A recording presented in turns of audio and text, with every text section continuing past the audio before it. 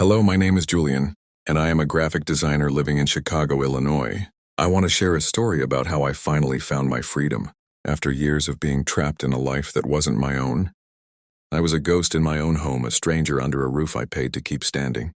But that night, when my father's voice tore through the chatter like a gunshot, I stopped fading away. "You're a leech, Marcus," he snarled. Those words didn't break me, they set me loose. It was supposed to be a happy night, my cousin Leo's engagement party. The backyard was strung with lights. Tables were piled with fried chicken and potato salad, and everyone was laughing over old stories. I was there pouring drinks and telling jokes, pretending I was a part of it all. My sister Mia was showing off pictures of her new kitten, all whiskers and clumsy paws. For a moment I felt alive. Then my dad stood up, a whiskey glass trembling in his hand, and jabbed a finger at me. "You sucked us dry, Marcus. You're nothing but dead weight." The air vanished. Uncle Frank's beer bottle froze in his hand. My mom's lips twisted, not in sorrow but in silent agreement. I didn't scream, I didn't crumble. I just grinned. A slow, defiant grin that said, "You're about to lose me forever." I shoved my chair back, the metal scraping the patio stones like a scream. I walked away from that crowded backyard, past the smell of charcoal and betrayal, straight to my corner of the garage. It was a cramped space with a flickering bulb and a window that rattled in the wind. I had been paying for that space for 8 years. 8 years of covering their phone bill, their gas, even their car insurance. When my mom's financial planning fell apart, Mia, on the other hand, lived there for free, the flawless daughter who could do no wrong. I was the failure they never let me forget. I grabbed a backpack from under the cot and stuffed it with whatever I could. Shirt, socks, my tablet, the small safe with my passport and tax forms. My hands didn't shake, which stunned me. Maybe I'd been dreaming of this escape my whole life without ever admitting it. I zipped the bag shut, the sound sharp in the stale air, and slung it over my shoulder. My mom stood by the back door, a wineglass in her hand, her eyes narrow slits. "Where do you think you're going, Marcus?" She hissed as if my leaving was a personal insult. I didn't pause. I pushed past her through the yard, where my dad was still ranting to Leo. His glare burned into me, daring me to fight. I gave him nothing. I kept moving.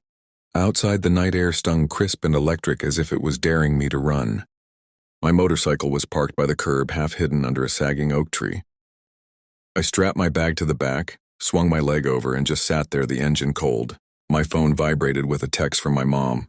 "Don't bother coming back." I stared at it, my finger hovering over the screen. Then I typed, "Good, I'm done covering your bills." The phone went wild with calls, texts, and voicemails. Their fury crashed in like a storm. I let it buzz and let their venom drown in the roar of my bike as I tore into the night. I didn't have a map, just a fire in my gut yelling, "Anywhere but here." The roads blurred with flickering neon signs, empty strip malls, and a jogger under a lone street light.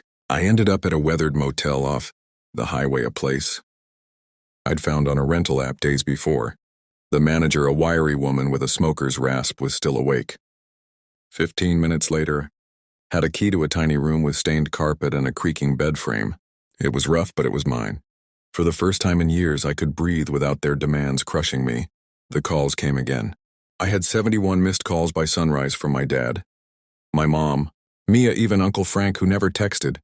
The messages were a warpath. "You selfish brat. You owe us everything. Come back or you'll regret it." One from my mom cut deep. "We need the electricity paid by Friday, Marcus. Your father's heart can't take this." I laughed.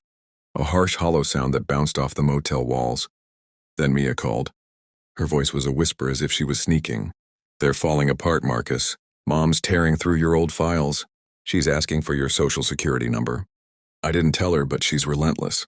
My stomach dropped.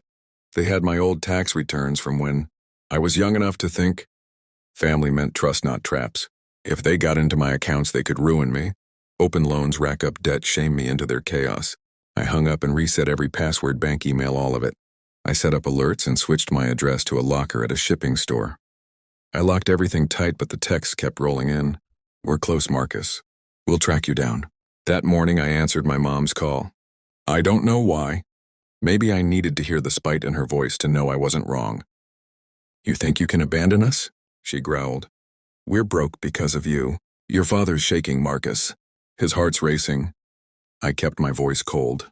"You told me to go, I went. I'm done funding you." Her tone shifted, becoming syrupy and false. "Marcus, let's fix this. Where are you?" I hung up. Then Mia texted, "They're out looking for you. Mom's talking to some guy on the phone. I think they hired someone to find you." My heart slammed, but I didn't bolt. I rode to the credit union. The clerk, a woman with a bored stare, confirmed my dread. Someone had tried accessing my account claiming to be me. They had failed, but they tried 4 times. I froze my credit, added fraud alerts, and changed every security code. When I stepped outside, my phone buzzed with a photo. It was my motorcycle parked right there by the curb, shaky but clear enough. I scanned the street with my keys biting into my hand. Across the road, a gray pickup truck idled. I couldn't see their faces, but I knew. I revved the bike, weaving through alleys and cutting across lots. The pickup stayed with me, a hound on my trail. I swung into a truck stop, pretending to refuel but really watching them. My dad was in the passenger seat, his face carved from stone. The driver was a stranger. A stocky guy with a shaved head, staring at me as if I was a target. Mia texted me again. "That's Mitch, Leo's old friend. He's bad news. Marcus, dirty trouble." My hand shook as I bought a coffee. I didn't need keeping them in my sight. They didn't move. I got back on my bike, my pulse racing, and made a choice. I roared toward the sheriff's office. I parked in the lot and the pickup slowed down, then sped off. I'd won for now. That night, Mia called again. "They're meeting a lawyer, Marcus. Mom's claiming you stole from them, saying you owe them rent, utilities, everything.